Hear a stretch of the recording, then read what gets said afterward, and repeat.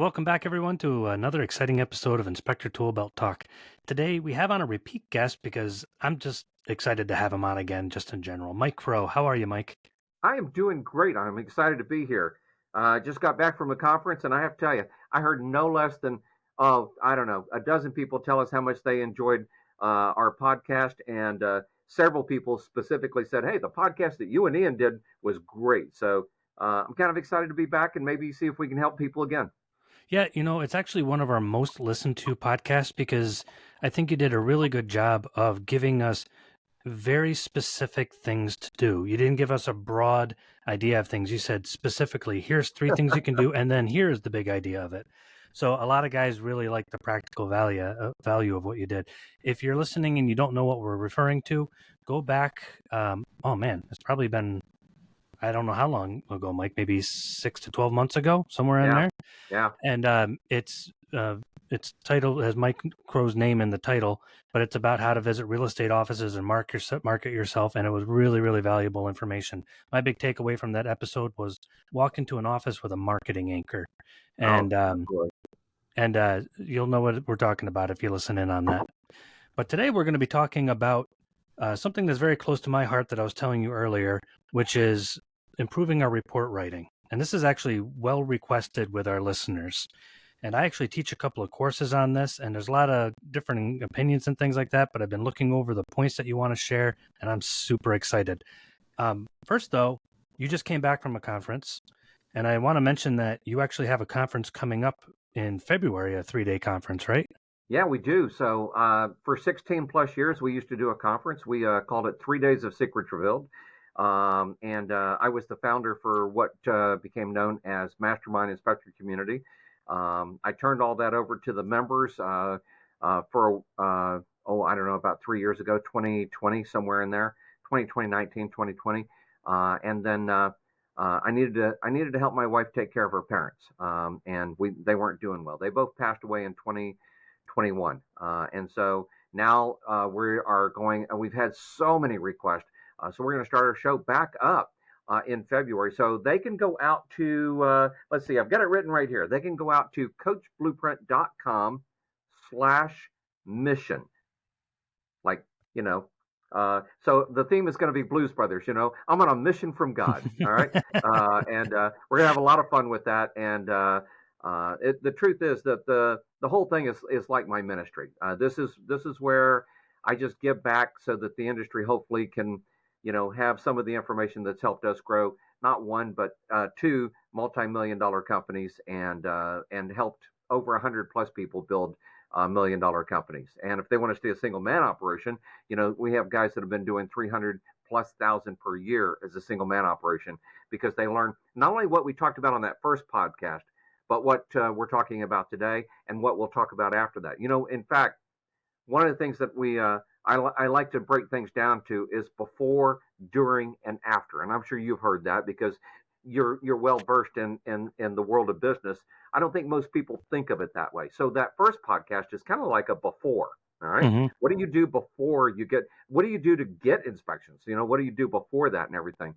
And now we're going to be talking about kind of what do you do during the inspection, especially with the report format and everything. And then at some point, what you and I can talk about is maybe 6 months from now, okay, or in February, they'll catch a part of it. What do you do after the inspection? Because I don't think enough people really put the right kind of follow up in place. It's going to be a lot Yeah, of fun. yeah, I'm excited to see it all come to fruition. So that's coachblueprint.com/mission. Yep. So learn about that. And I got to say, I said it on the show a couple of weeks ago. We have amazing people like you that have spent decades learning, hitting roadblocks, spending time, money, and sleepless nights learning things, and then you give it to us. You share it with us. That just blows my mind. This is stuff we should really, really take note of. So, okay, Yeah. before, now let's talk about during. Right. So, there we go. report writing, that's a big one. And I have reviewed thousands of reports. And when I was teaching Yeah. the report course, I taught with a couple of attorneys, and I had a couple of national home inspectors I collaborated on. And it's amazing the wide variation of reports out there. It's hard to find two reports that kind of, oh yeah, we do it the same way. It's even two inspectors Yeah. on the same team can kind of have two different styles. Well, and we work very hard. We have like 20 inspectors, and so we work very hard trying to make sure all of our inspectors are doing pretty much the exact same report. And even that's a challenge. And we meet with those inspectors every week on training. Okay, and every week one of the things we ask them is, all right, so what? Name one macro key, which we'll talk about a little bit later. Name one macro key. And every inspector sitting around the table has to name one because we're trying to make sure they're all saying exactly the same thing. And here's the other thing is reports. So here's what's going to happen. You're going to get a couple of people going, well, I like my report because blah, blah, blah. Great. Mhm. I found I don't talk about people's individual reports very much because it's like calling their girlfriend ugly and then I they think marry her. that's Okay. that's a good analogy.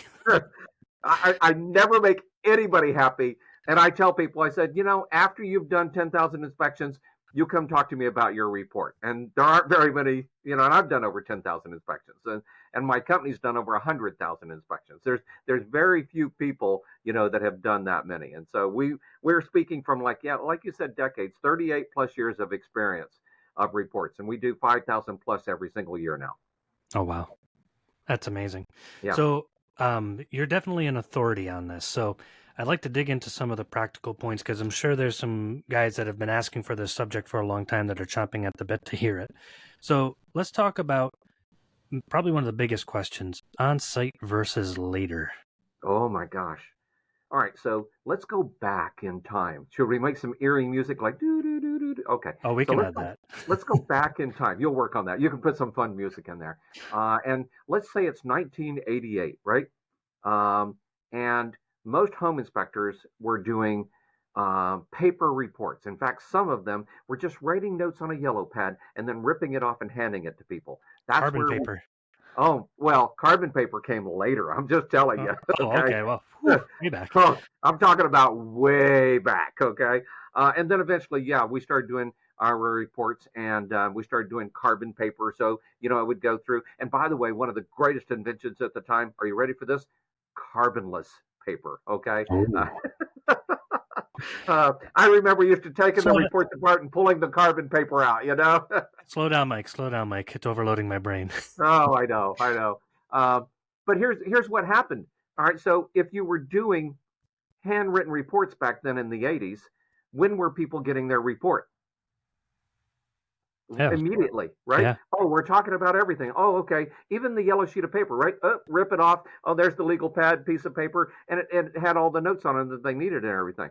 So when we first started in business in 1985, we were like the first company to start producing, especially the only multi-inspector firm out there producing computerized reports on site, which made us different than everybody else.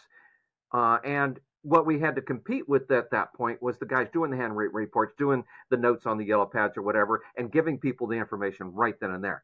So I devised my computerized report system so that it would be simple, it'd be easy, and that I could finish it up on site and give it to them right then and there. Now, jump 30 years ahead, all right? Every inspector that's coming out of school, every inspector that's working on their report format, they're afraid, they're scared, they're nervous, whatever you want to call it, to give the report to somebody right then and there. They want to go home, they want to research it, they want to look this up, they want to look that up. They know it's going to take them an hour plus to do the report, and some people 2-3 hours to do the report, right? Hmm. And then ship it to them that night or the next day. That has become an industry standard. Now let's put us into hey, you want to order something on Amazon, right? And boy, talk about being in a whole new age, right? You want to order something on Amazon, and it goes, hey, we can ship it to you today, and you'll have it by today, okay? Or we could ship it to you tomorrow or 3 days. Which one do you want? Who Yeah. doesn't want today? And if they said, hey, we deliver it within the hour, which one do you want? An hour or sometime today? And here's one of those secrets that I teach people. I call it S&A, okay? Speed and accuracy. Any company that produces with speed and accuracy literally will rule the marketplace. It's why McDonald's is so successful. Do they have the best burgers? No. What they have is speed and, for the most part, accuracy. Okay. Do they get every order right? Of course not. Okay. Just like saying every inspector never misses anything, right? Just it's Hmm. not going to happen. Um, so when we do our reports, we try to make sure that we're doing it so that we're able to give it to them with our company right there at the end of the inspection. And uh, and people go, well, I can't do that. It takes me 3 hours to produce the report. Well, then you need to one figure out how to make your report simpler, right? Or make it so that you can do it faster. And It's like anything. You work at it and you measure it, and it's going to improve. Okay. So, but you guys have a report, right? How soon can your report be delivered? If people wanted to, could they deliver your report on site? So we actually have quite a few users that do on-site reporting because if you use the correct software, you'll be able to take a picture, make a note, take a video, make a note, take a picture. By the time you're done, people worry, well, I don't want to spend that much time on site. I'd rather spend 20 minutes extra on site making sure I get all my pictures in the section they already need to be in, Yep. add all my notes in that section, and now it's done. And we have a lot of users that use Inspector Toolbelt that do on-site reporting. I am so thrilled to hear that. I will admit though that I am one of those guys that likes to take it home, but for a different reason than you mentioned. My reports, unless there's a lot of very complex issues, I find I have to stop if there's complex issues and like, okay, let me make a note and then I'll go back and figure out how Right. to write down all these crazy things. But for the most part, 99% of the time, my report's done on site. But the reason I wait is I learned a valuable thing about perceived value Yep. that people will tend to think, wow, I'll schedule my report to go out at midnight. So I'll go home, do a quick grammar check for 5-10 minutes, and be like, oh, okay, maybe that picture isn't so great. And then I'll schedule it to go out like midnight or something. And they're like, wow, he's up late working on my report. So there's a measure of perceived value that I work off of. But also, a lot of my competitors do extremely well doing just what you said, saying, Yeah. here's the report right now. And I've had agents ask me, they're like, okay, can I just have this now? If you have the information, why am I waiting? So I Right. definitely see your point. So here's the other thing is, um, you could actually charge more the faster you deliver the report. Think about that, right? If they took your blood test, right? They took a blood test at the doctor's office, and you know it's going to go in, and you'll get the blood test back the next day or maybe 3 days. And Hmm. But if they said, or we could take it over here to the lab and we can have it done, and you can have your report in an hour, but it costs $50 more. Depending on what I'm in there for, I'm going, hell yeah. Here's 50. Let me have this information now, right? And I like the whole perceived value because I know a lot of people do that, and it does help, you know, make it look like you spend more time on it, or make it more valuable by the fact that you worked on it longer, harder, and everything. But the world is really into, hey, I'll pay extra to get it Yeah, quicker. And yeah, so I so the so perceived value, right? If they're willing to pay more for it to get it faster, yeah, for me, all right. Now, granted, and here's the other thing is, I know people that have built multi-million-dollar companies and they do not deliver it on site. They just simply don't. They do it that night and they deliver it next morning. One of them, by the way, takes it to the offices the next morning, okay, or they send it to the office by even priority delivery or whatever. And so oh, that way it walks them into every single office that they do an inspection for the next morning, right? oh, And okay. boy, talk about having a reason to be in the offices and different things. So that has worked really well for them, and they've built a multi-million-dollar inspection company off that. I Yeah, just know that I all right. So I want things as soon as I can get it. yeah, no, and I definitely see the value of your point, and that might be too where the industry is going as a whole. I'm just one of those guys maybe that's a little slow to it because it's the same reason why we should have online scheduling and all this other Right. stuff. We live in the era of DoorDash and Yep. Amazon next day shipping. So Amazon actually canceled my area's next day shipping for a while because the distribution center wasn't up and running. I about had a heart attack. And I'm like, wow, talk about first world problems. I have to wait 2 days for my Oh no! bag of coconut shavings instead of getting it now. All right. So what state do you live in, Ian? I live in upstate New York. Upstate New York. So you ever go to Disney World? Oh yeah, several times. Right. So I'm a huge Disney fan, and I'm a huge Universal fan. So guess what happens if I go there, right? If I want to ride Resistance or whatever it is, the latest greatest ride, right? The line's 2 hours long, Hmm. but I can pay this and move straight to the head of the line. All right, so Tron is their latest greatest ride. Okay, and I rode it recently while I was down there. It's a great ride, by the way. It's a great ride. And but I could spend $25 and I don't have to wait in that line. Hmm. So but that's the way the world's coming to in that. Now I think our industry is moving away from delivering it on site, and it has been Oh, for the last 20 years because people coming out of school and people getting new in the business and everything, and they don't and if they do it that night, then they might be able to squeeze another inspection in that day or whatever their reasoning is on that process and everything. But what I know is that people are willing to pay more the quicker they can get it. And I think you could offer that. Not you, but I necessarily, but I think anybody our could offer listeners. it. Hey, we could deliver the report on site. There is a $25, call it whatever you want, speed of delivery on the report. Interesting. Universal Studios literally charges more for their express pass than they do for the ticket into the park now. Okay, it's mind-boggling. The ticket into the park's like I don't know, 100, $125, and their express pass is like $200 plus. And so, and people are buying it. And yeah, so on-site really works really well. It doesn't, but you don't have to do it. But it is something that can make you completely different in the marketplace. That's interesting. And USPs are becoming hard to find nowadays. So Yeah, I think that's a good example of a USP that might help us stand out. good. And So, USPs, my wife would always say, you got to tell people what the letters oh stand yeah, for. yeah, So unique selling points. yep, And what exactly. makes our company better, different than everybody else. I'm going to move the camera over here slightly, so I'm looking at you. There we go. All right, there we go. All right. That way, So I'm not having to look off to the side and it looks like I'm not looking at you. yeah, no problem. Yeah, no, you look great. All right. So, moving on to a couple of other points because a lot of that comes down to um, basically your routine and the report format and the photos. I'm going to put those into one group. What advice do you have for us as inspectors for those items? Well, one of the reasons I go into the whole routine thing is that one of the reasons people don't do it on site is because they take so long to do the inspection, right?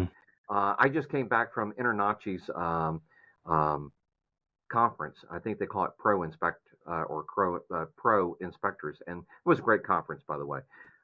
And one of the things I did years ago with Ben Cremico was we went and inspected the kitchen in his house. So the average inspector, especially new guys, take anywhere from 20 minutes, around 20 minutes to do the kitchen inspection. Well, it takes me 5 or 7 minutes to do it. And he was going, well, how's that possible? So we went and videoed it. You can go out on internachi.com, I guess, and probably find the video.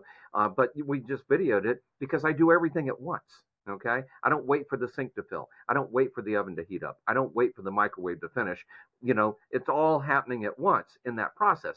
So that's our kitchen routine. Now take that routine and build it around your whole inspection. So it still takes us about an hour per 1,000 square feet to do the inspection, which we have found a very reasonable time frame. And the older the home, sometimes it takes longer. The newer the home, sometimes it takes less. And But the routine is important. And so one of the reasons that people don't do the inspection report on site is because they make one huge mistake. They try to do all of the inspection and then they try to do all of the report. Now, that's the most efficient way to do it. But the problem is that most people's brains cannot survive in limbo for more than 20 minutes. Okay, the average person can't. And so if you do the whole inspection and then you sit down to do the whole report at about 20 minutes into the report, they're going, so how much longer are you going to be here? You're going to be another 20 minutes. Well, I got to go pick up the kids. I got to go do this. I got to go do this. So one of the reasons the routine is so important when I talk about doing your report and doing the inspection and everything is that you want to arrive 30 minutes early. 30 Hmm. minutes, not 15, not an Always. hour, 30 minutes. That's the sweet spot. I am all about sweet spots, by the way. And after you've done 10,000 inspections, you start figuring out some sweet spots. And when you've got 100,000 inspections in your company, you start figuring out them even better when you start training other people and setting that up. So in 30 minutes, we take a look at the roof, the foundation.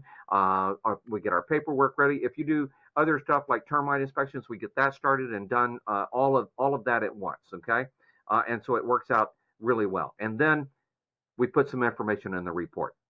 Then we go do the kitchen. Usually, hopefully, the buyer's there by then. Then we go do the kitchen and we put a few notes in the report.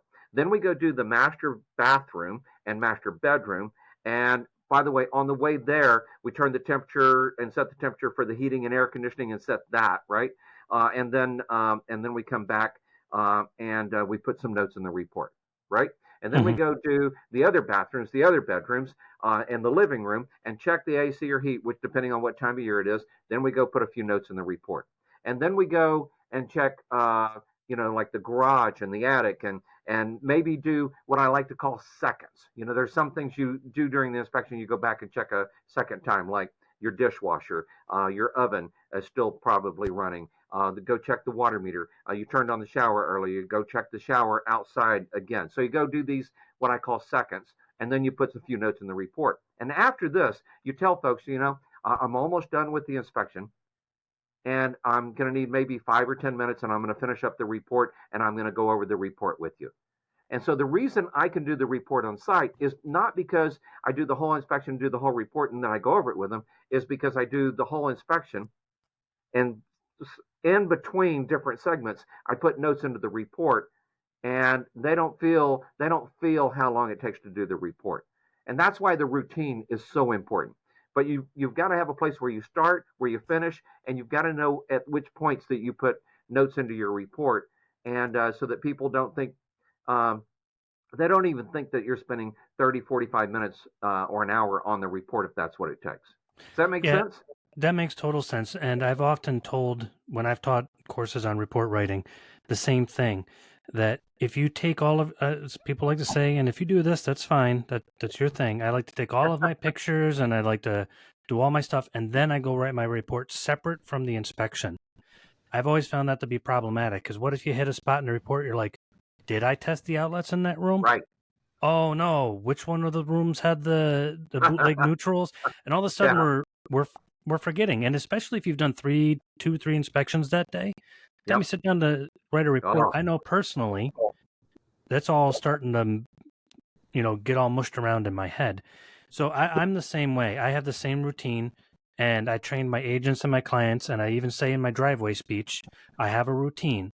I want to do a great inspection for you. If you have questions, write them down and ask them when we get to that section. And if I haven't answered it at the end of the inspection, ask them then. But try to keep me in my routine. And actually, people always appreciated it. And I'm not going to describe my whole routine, but in between each section, I would say, hang on, let me write a few notes down. And mm-hmm. I guess there's also the importance of canned comments. Oh, yeah. Well, we're going to talk about that here in a little bit, canned or macros or whatever you want to call them. But Yeah, boy, they speed up everything. they do. And I used to do an asterisk in front of them. Now, keep in mind, I was doing computerized reports before Microsoft Word. Okay, Nice. before there was any computerized reports. So I had this software and this software. I had to combine the two to create those macro notes. And so it used to be an asterisk and then 2 or 3 letters, and then 3 letters most of the time, and then it would put it into the report. And now, with Microsoft Word, we use autocorrect and we create those. But you have all this set up in your system, right? So they don't even have to do that, right? Yeah, so we have what are called quick comments. So you can write a full comment if you need to on site. And we have an option where you can save that comment to your library or to the template. But we have I recommend people say put 5 or 10 quick comments. Like if you're in your bathroom electrical, you're going to say GFCI was not functional at time of inspection, probably 100 times a week. So, just put those kind of comments in there.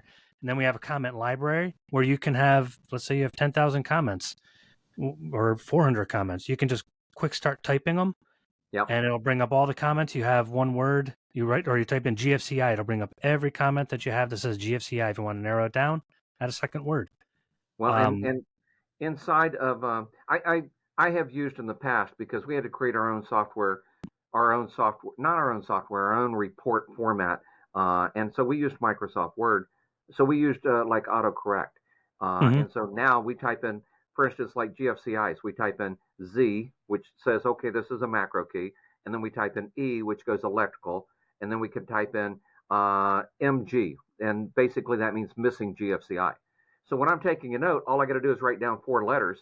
I don't even have to, and if I want to say, if it's for the whole house, then, I say that, or if it's for, outside or whatever, then I can just write outside next to it and do that as well. But with the new software systems like you have, you type in whatever and it brings up all the GFCI notes and they click on that and they put it in. So it is, as long as they have, I would recommend that if they're going to use those quick comments like that or macro keys or canned notes, that they give those an easy way, fast way for them to mark it on their notes when they're going through the inspection report. That speeds up the whole inspection as well. And Yep. and if they're typing the report up as they go, boy, that makes it even easier and faster. Yeah, and I tell you, more complicated issues have become a lot quicker to write. We have an AI integration, so you can Wow. actually say. So I actually tested it out. I have a hydronic heating unit, and I wanted to tell it that the firebox was cracked and needs to be evaluated by an HVAC contractor. So I wrote white box hydronic unit crack. It wrote 99% of a beautiful comment, and I just went in and it said it didn't call it firebox; it just said white box. So I changed it to firebox, and now I looked it over. I'm like, oh my goodness, this is perfect. So complicated issues become a lot easier to write when we step out of maybe our comfort zone. We don't want to just shove stuff out there that we punched into AI, and Right. we want to look it over. But Wait, for sure. sometimes I would agonize for like 20, 30 minutes of, okay, how can I explain this issue? Ask AI to explain it, and it can get you some of the way there. That's why I love macros so much. Now imagine it's not just you, but you have 6 inspectors, and you want them all basically to say the same thing, right? And so by having a macro and or a canned, all you have to do is say, "Hey, we're putting this macro in place," and every inspector you have says it almost identical to the same thing. And it's the macros has probably been the number one biggest thing that's allowed me to be able to run a multi-inspector firm and create a certain amount of consistency across the board with our report. Yeah, anybody who has a multi-inspector firm, I agree with you. You should have your macros / canned comments down super tight. You do not want all of your guys saying things slightly differently because that'll get you in hot water. I do want to go off the script here a little bit. I wanted to ask you, actually, what are your thoughts on writing your report in past tense or present tense? Oh my goodness gracious! I almost always write it, I think, in present tense. It's something that I fixed so long ago, I don't even think about it now. Okay, but so here's the statement: is so it's got to be present tense. Caulking repair is recommended for the shower enclosure due to missing grout. I guess that's present tense, right? So I write it in present tense because that's what I'm seeing. That's what I see when I'm there. Okay. So think about that. I'm writing it because I'm standing there looking at it. So I'm writing in present tense. I guess those guys that have this problem are sitting at home writing the report that night, because now they're not there. Otherwise, so that seems to them like past tense. But this is what I saw. This is what I'm seeing. And so here's the situation. And so I do present tense. I get that they want to do it past tense. I don't really think it makes that big a difference. But think about what we say all the time, right? This is what I saw at the time of inspection. Mm-hmm. That's present tense, if you write it past tense, that changes the whole perspective, I guess, a little bit. It's the same. I don't think it makes a big difference, honestly. Yeah, no, it's a hotly contested point, and I could never get any of the attorneys to agree on it when I write in past tense, but I could never get any of the attorneys to agree on it.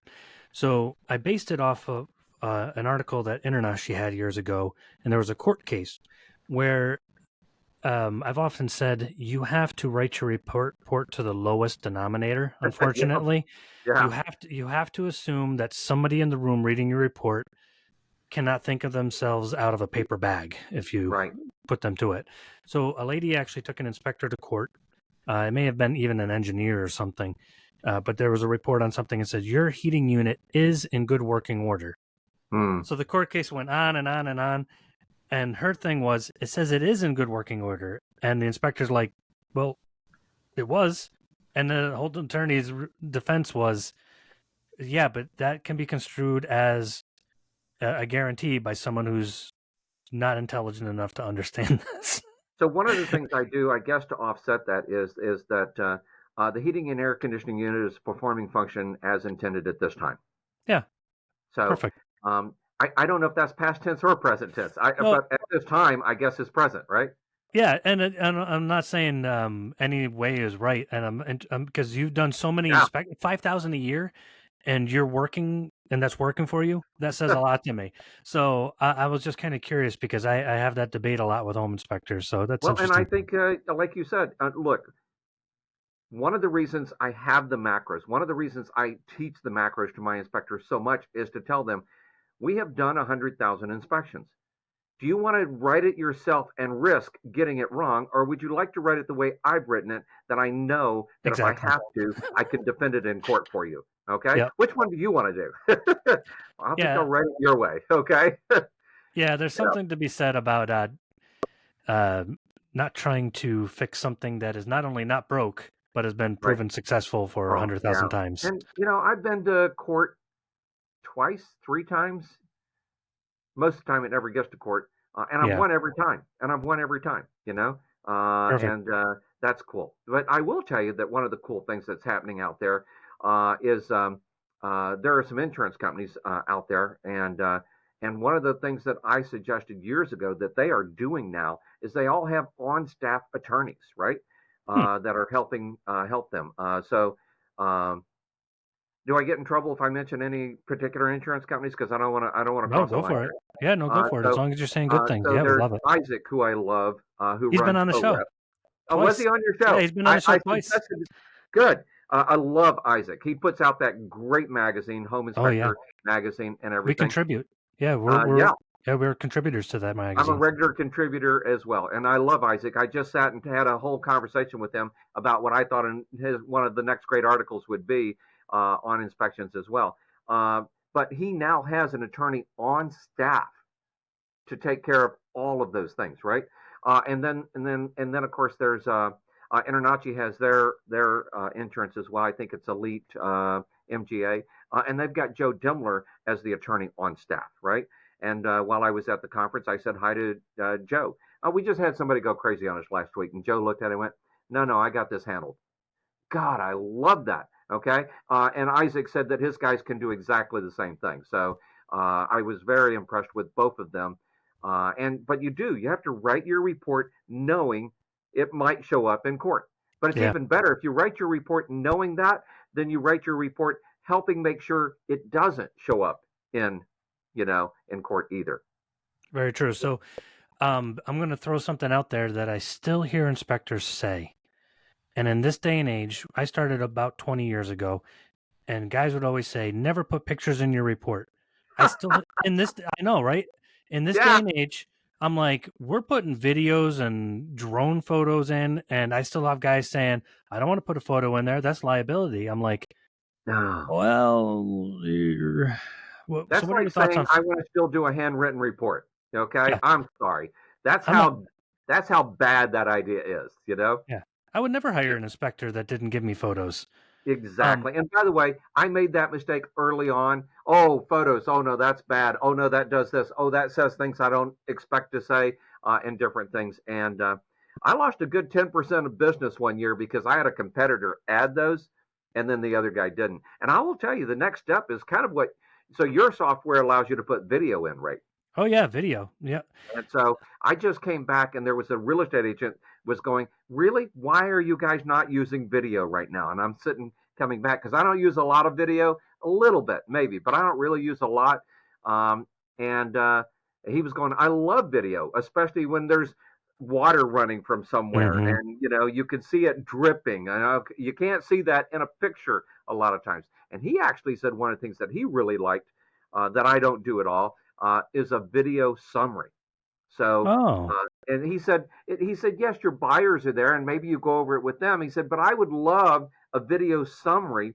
He said, so imagine you pumped on Zoom or whatever it is, but Zoom pumped on Zoom, and you did your report with the buyers, but Zoom records it, and then you send me that recording. He said, Boom, done. You Mike, know? I think you just gave me the most glorious point on a podcast as of late. Well, That is thank you. beautiful. Anybody who's listening, just rewind and listen to that, especially for our ITB users. Have a little card at the end of your report that says video report summary. Put in a little short video saying, here's what I found. Please read the entire report. But the two major issues here was the Northwest Foundation corner and the rear deck. And as you examine those pictures, you can even walk and show them real quick. And here's those issues. And thank you very much for choosing ABC Home Inspections. Holy cow. I love that. Right. Why? I wish I had thought of that before. That's awesome. Well, and but it's one of the reasons I attend every conference and I go listen. And they had a great speaker at the InterNACHI conference, and it was an agent. And most agents, I get a little tired of hearing them because they want to throw us under the bridge. This guy was saying, "Hey, here's what I need as an agent to make sure I can help my buyers appreciate your report." And so he did a great job with that. Oh, that's awesome. Man, I get excited sometimes on the podcast, and that one's like, I've never thought of that. I love this stuff. Okay, cool. So photos and videos, put lots of those in. It really dresses up a report. I like to have general photos, and then I have 3 sets of photos. I have general photos where I'll show the outside of the house. I'm very careful not to put people's personal items in photos. Be Yeah, extremely careful. yeah. You will end up in court because you took a picture of some guy's Of their wife's jewelry on their jewelry. desk. Oh my Yep. gosh, right. Yeah, Yeah, don't or do that. yeah, don't do that. But I would have those photos, general photos, then I would have defect photos, and then I would have CYA photos. Those I Hmm, keep personal in my device, and then they go on right. Dropbox. And that's But you don't put actually them that. on the report. No. Like I have Right. one years ago. There was a little tiny fridge in the basement, and they said, "Oh man, my client has like $6,000 worth of wine in there." There was like, I don't know, half a dozen bottles. I'm like, that's some expensive wine. So as I leave a house, I take pictures and video as I leave the house all the way into my vehicle, and I turn the video off as I start to drive down the road. And people made fun of me for that, but it saved me a bunch of times. But this one Yeah. in particular, they said, "You turned off the fridge, you unplugged it, you owe us $6,000." So I actually just said, I had a picture of the fridge on as I walked out the door, and there were still people in the room. And I said, here you go. The sellers that were trying to sue me ended up recommending me to their employees, and they said, this guy knows his stuff. He Yeah. put he No, I put us love yeah, I he put love us to shame, and I'm like, wow, okay. Can, So can I'm probably going to hurt somebody's feelings here. I'm good at that, by the way. do it. Can we See what talk a little happens. bit more about photos real quick? Yeah, please. So the average inspector puts 30, 40, 50 photos in their report. Hmm. Okay. I use on average 12 to 18. Okay. Okay. And again, it kind of goes to speed and accuracy, right? How much how much time does it take to put photos in the report? And I Jonathan, my son, who runs our inspection company here, he's our general manager. He was sitting next to an agent at one point. An inspector was up there, and he goes, "I take over 100 photos of every inspector." And the agent leaned over and goes, "What the hell am I going to do with 100 photos?" And Jonathan went, "I don't know, man. There's no way we're taking 100 photos in the report." Now, if you want to take Hmm. 100, like you say, CYA, and store them so that people can't say, whatever. I'm perfectly fine with that. I think it's helped us twice out of the last 10 years, and maybe that's worth it. I don't know, but so the simpler you can keep it, the better for basically everybody involved. I will say this. I am one of the guys that takes a lot of photos because I'm OCD. Um, but I will say that keeping the reports simple is Yeah, something that's very important and that we have forgotten as an industry because some of the reports that I've reviewed, my eyes roll in the back of my head, and guys will tell me, oh, people love how long and complex my oh reports are. yeah, And I'm like, sure yes, they don't. because when I go to my appraiser and he hands me 100-page report and I don't know how much my house is worth, Mm-hmm. again, we'll hurt some people's feelings. But I'm like, if you want to have all that detail, that's fine. Make the meat of the report simple because that's what we do. One of our guests said on our podcast one time, we bridge a gap between technical and human. Right. I'm not an appraiser. I don't know all the details of where they're getting their data and stuff. I've had some say, here's the big long thing in a PDF, but here's the one page thing of here's my comps, here's how much I Yeah. think your house is worth. Awesome. But sometimes our Awesome. reports get over the top, and I have not been able to figure out what the defects were on some reports. I'm a professional inspector. If you Right. and I can't figure it out, how's our client going to know, okay, this is what I need to do next? And I guess that kind Exactly. of comes down to one of your other points of summary pages. Oh, I was so glad you were hitting that because I was just sitting here going, you know how some inspectors said, "Oh, I don't put photos in because blah blah blah." The other one that was a huge debate for probably 20 years in the industry. I don't think it is as much anymore. No, I think Is most people do it. Yeah, and most people do it now. Is the summary page, right? Oh, I don't want to do a summary because they won't read the rest of the report. Oh, I don't want to do a summary because if I put it in the report but I don't put it in the summary, then and all of those are just excuses, honestly.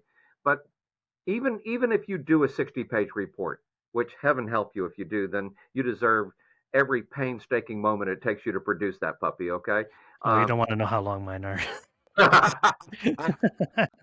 but your buyer, you can't put them through that painstaking time factor. Okay, you Yeah. need to be able to go, hey, here's your supporting document. Hey, here's 2 pages at best, on the summary of this, and then even then, you want to make sure the biggest thing I learned on summary is you want to break it down per category, plumbing Yeah. and electrical and all of this. And we used to do a summary, and it was just like one long list, and the agents came to us and went, Mike, I have to go through and hunt out, and heaven help me if I miss something, to give to the plumber. Couldn't you just break it down that way? And once we started doing that, I mean, that changed everything for everybody. And our summary is probably a page and a half at most, 90% of the time. I used to say 1 page, and my son said, "Please stop saying that." You He know, said, "Yeah, yeah, it's funny too with the summaries. I, that for a lot of people, for the agents, is the entire report. As the agents put right, it to me, we don't care about the rest. And they're like, we're not right, trying to be a jerk, but they said, your whole report is the summary. So one right." thing I see people leave out of the summary are the photos. Our app actually has an option where you can leave the photos out of the summary because so many people asked. And I'm like, why? Because agents have said, what? I don't want to have to look at the summary and go, what does he mean by hydrostatic pressure on a foundation wall? And then go Wow. Wow. rifling through the report and look for a crack. Just Yeah. tell me what it is, show me a picture. Okay. Well, and we kind of do that slightly different. And this is one of those areas where I do it the way I want to, just because it's easier for me on the report. And there's very Yeah. few things I do that way.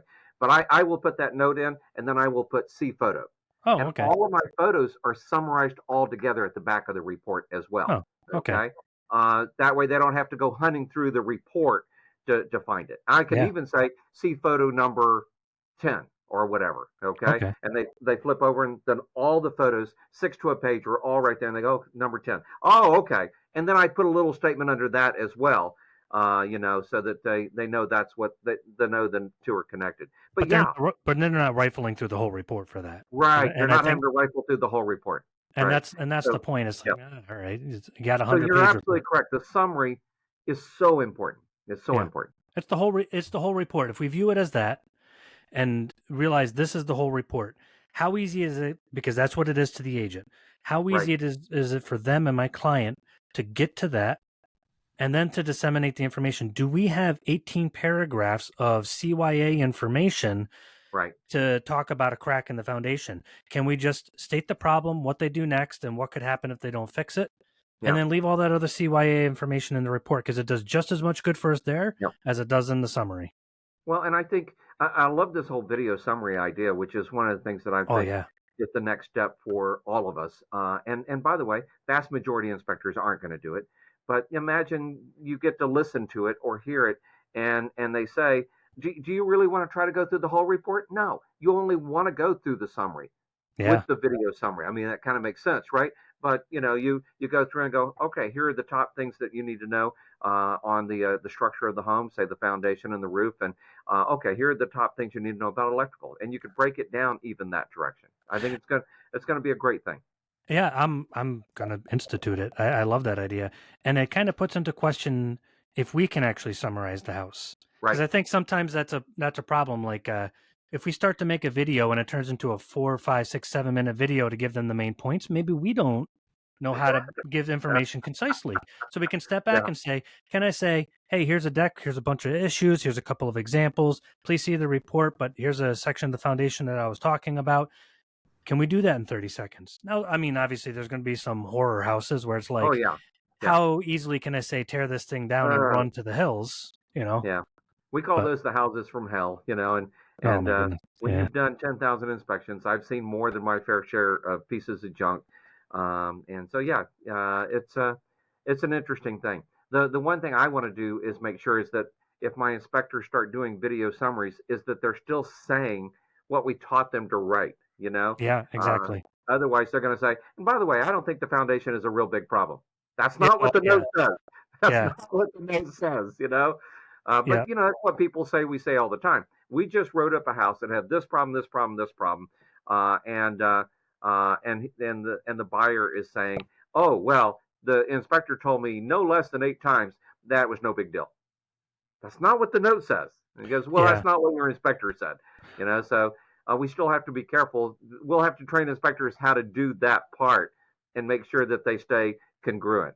Yeah, and that's a very good warning, and I appreciate that a lot because I think a lot of Yeah. us are a little bit looser with our words than we are in writing.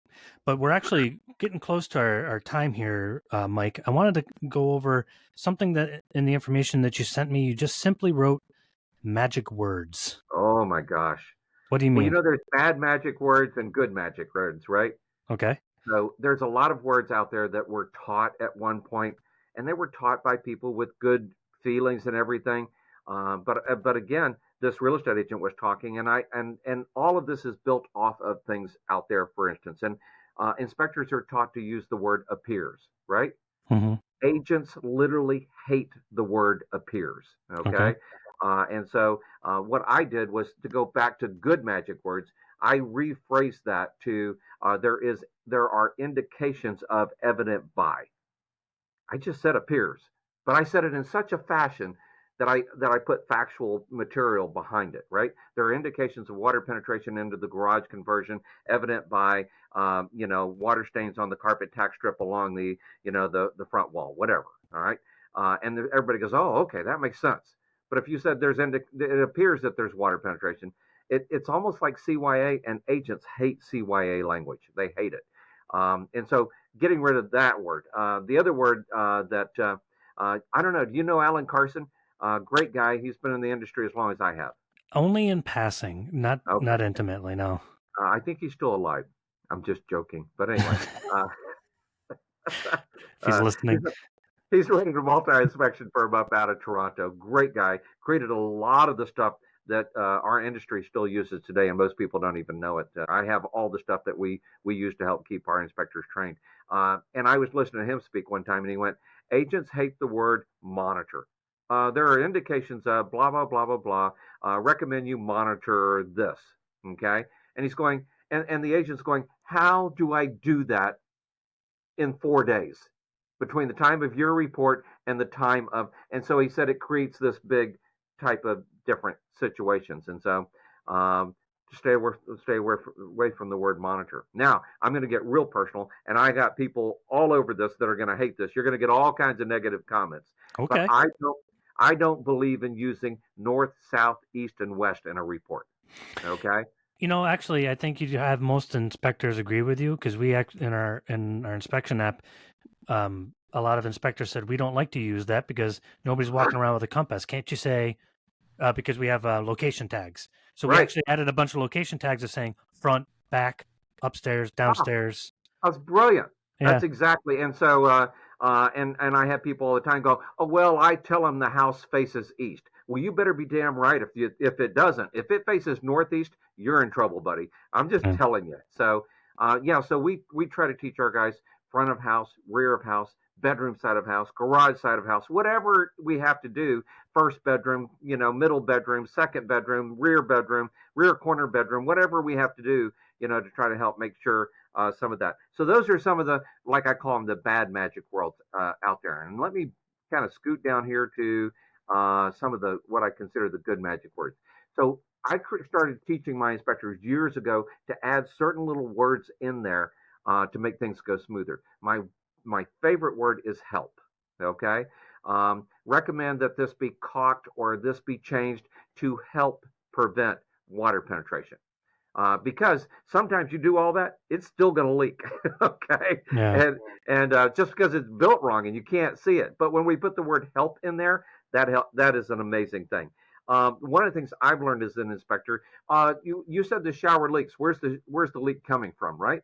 Well, most inspectors don't want to answer that question. I try to teach them to answer the question with percentages. Well, due to the amount of water that we're seeing here, I think there's probably a 20% chance that it's coming from caulking and grouting. There's a 70% chance that it's coming from, uh, the fact that the shower pan may leak. Now, understand, I can't tell you whether there's a shower pan there or not, but there's a 70% chance that it's coming from the leaking shower pan or maybe no shower pan. There's a 5% chance it's coming from the plumbing inside the wall. And so when you turn the shower on, and so maybe there's a leak inside the wall. And there's a 5% chance, by the way, if you've been adding things up, I'm like at 105% now. If there's a 5% chance, it's coming from somewhere completely different than the shower. I hate it when you got a bathtub here, right, and a shower here, and you write up the shower's leaking. I've done that, by the way, twice. All right. Oh, there are indications the shower's leaking, evident by such and such, and they test the shower and they test the shower and they test the shower, and it's not leaking, and it's coming from the tub. Okay. Oh, yeah. And so you got to be very careful, but percentages work really great. Another word I love, and this took me years to figure out, was the word mainly. Okay. There is poor drainage mainly along the rear of the house. Now, we added that word mainly because we told them there was poor drainage along the rear of the house, and they had some structural engineer come out and go, well, yeah, but there's some drainage on the side of the house, and there's drainage on the front corner of the house, and you should have them pay because they didn't tell you about all the bad drainage. Hmm. And we went, oh, are you kidding me? And that $3,000 mistake made me go, let's put the word mainly in here. And so that is like one of my favorite words of all time. These are magic words that keep these. This is what I call my $10,000 words. These are things that will save you $10,000 at some point, and might help you if you have to go to a courtroom and they go, well, you didn't tell him, Mr. Crow, about the poor drainage on the front, did you? You didn't tell him about the poor drainage on the side. I said, no, sir. I told him that the main problem was along the rear of the house. Okay. And I said the poor drainage mainly here. I didn't say there wasn't others. I'm just telling you this was the one I was really concerned about. Okay. And then, of course, we talked about front of house, rear of house. We talked about indications of blank, evident by blank. I can write anything. I can write everything up using that phrase. Now, I tell our guys I don't really want to see that in a report more than 3 times, but I can write anything up with that. And here's one of the things that I love that the agent also said at the meeting. And they said, use the word recommend. And he said, don't use the word something else. And I don't remember what it was, but he said a recommendation is so much easier. He was actually talking about refer, giving a referral to someone. He said, I recommend somebody instead of I refer somebody. A referral is much, much more. Negligent Yeah, referral cases are gets you bad. in trouble. Yeah. Here's one that will save people $10,000+. And by the way, at the beginning of this, you're going to tell them they want to make sure they hear this part about the magic words at the end because this is worth every dollar they've spent this year on education. Okay, um, and so the shower has some caulk and grout that needs to be fixed and everything, right? Well, the shower guy's going to tell them, oh, you need to pull all that out and we need to redo all that. I can tell you there's going to be water stains inside and all this other stuff, right? And so I created this phrase. Recommend that caulk and grout for the shower enclosure to help prevent, you see how these start stacking, to help prevent water penetration. Um, and, uh, and then what we say, underlying conditions are not visible at this time, unable to determine underlying condition. Okay. And boy, I mean, that has just saved me on shower after shower after shower where somebody wants to rebuild the whole shower just because I told him it needed some caulking repair, right? Yeah. And so there's that. The other one, big one that I love, is that you go do a shower inspection, and then you go into the master bedroom closet, right? And you pull up a little bit. And I want to be very careful here. You pull up a little bit. I had one guy go, "Oh yeah, I pulled the carpet all the way back." Oh my God, no. Okay, Yeah. I pulled the carpet back a little bit, and I can tell that there's been leaks from the shower in the past, right? And so I run the shower and I test the shower. Maybe even you set it up so the shower fills up 2 or 3 inches, and there are no leaks whatsoever, right? And so I go, okay, there's no problem, and I just walk away, right? No, you put that on the report. And I learned this, and this is worth gold right here. There is a past indication of a water leak from the main master bath shower, evident by water stained carpet tack strips in the master bedroom closet. However, there were no indications of leaks at this time. So that past indications of, that's really where I came up with the whole indications of evident by, was because after you have to go out to a house 3, 4, 5, 6 times and explain to a person and a person and another person and another person that yes, the shower probably did leak at some point, but it doesn't leak now. Oh, by the way, notice the bottom three parts of your shower here have been redone because the towels are slightly different color. And But they have the carpet replaced, and the carpet guy goes in and he pulls the carpet and goes, "Oh, our carpet warranty will not apply to you because your shower leaks." He Mm-hmm. doesn't know if the shower leaks. All he sees are the past indications. So by putting that in there, that has saved us more than we can possibly say. Last one here, real quick. uh, Trying to say things at a sixth grade reader level. Okay, Mm-hmm. most people read, including myself, for fun at a sixth grade reader level because it's easy, it's fast, and big words. Well, they mess up my mind. What can I tell you? I tell people that English is my first language. Spelling is like a second language, grammar is like a third language, and vocabulary is like a fourth language to me. Okay, Yeah, same uh, here. but I have found out this is true with everybody. So when you want to say things like the freeze board, first off, you know what the first thing they're going to tell us, Ian, when they say freeze board on a report is? They're going to wonder what board is frozen. Yeah. Well, yes, and or they're going to say, you spelt that wrong, okay? Oh, Because it's spelled EI in that kind of freeze board, yeah, and they're going to go, and then they're going to say, by the way, can you tell me what a freeze board is, right? yeah, But if we say, wood trim, everybody gets that. All right, yeah. everybody gets that. If you say capillary tube, great. Okay, nobody knows what a capillary tube is. And by the way, anybody listening, if you don't know what a capillary tube is, yeah, go study that. It's a fun thing. All right. And most people don't even know what part of the what piece of equipment that goes on nowadays. All right. But if you say the evaporative coil or if you say the condenser coil, I guarantee you that 90% of homeowners have no idea which is which. So if you say the outside AC unit, if you say the inside AC unit, boom, they get it. So by Yeah. keeping our report at a sixth grade reader level, I used to read my kids some of the notes and I would go, "Do you understand what this means?" And they would go, "Can you tell me what that means?" I go, "Oh, okay, let me rewrite that." Okay. Yeah. And of course, I was teaching them, but I was also learning keep it simple. Yeah. Okay. I like to say, keep it super simple. I hate the word stupid. So Yeah. keep it super simple. Ah, Well, we are. we've had a lot of fun here. Yeah, I honestly could talk for hours about this. I love this. This is normally a 2-hour topic for me, just so you Yeah. know. So I actually want to touch on that. We have to close out the show, but you actually offered that if anybody wants this information, you have an entire slideshow about it. You can get it at membercare@coachblueprint.com. Email membercare@coachblueprint.com. And I think you want on the subject line, just put report blueprint and ask Yeah, for so this put show. report blueprint in the subject line. I'll be glad to see and I'm almost sure I've got 5 of them, but I'll be glad to give them a audio of me teaching this class from start to finish. Uh, and honestly, we covered a lot of all the information here today, but they'll get some stories and a little bit more colorful, language probably on some of how these things came to be and different things. Also, you and I should do a podcast at some point on the what I call my 17-point introduction, because we talked a little bit about the routine and everything, but having the right introduction at the beginning of the inspection, The driveway we speech. oh yeah, That's the best. your curb speech, whatever you want to call it. We call this an open loop. All right, so there you go. In the near future, you get to hear me and Ian talk about. Driveway speech is the most important part of any inspection, in my opinion. It So really I love is. that. Let's get that on the books and let's talk about that. Yeah. We'll have fun. We'll have fun with that. And so there's a lot of great things. And here's the thing that I've learned today is one, I didn't actually know that you offered an inspection report, but you do, right? Yeah. Yeah. And it's got built into it the macros and all that good stuff. Yep. Our software is totally built. It's built to inspect like I inspect, basically.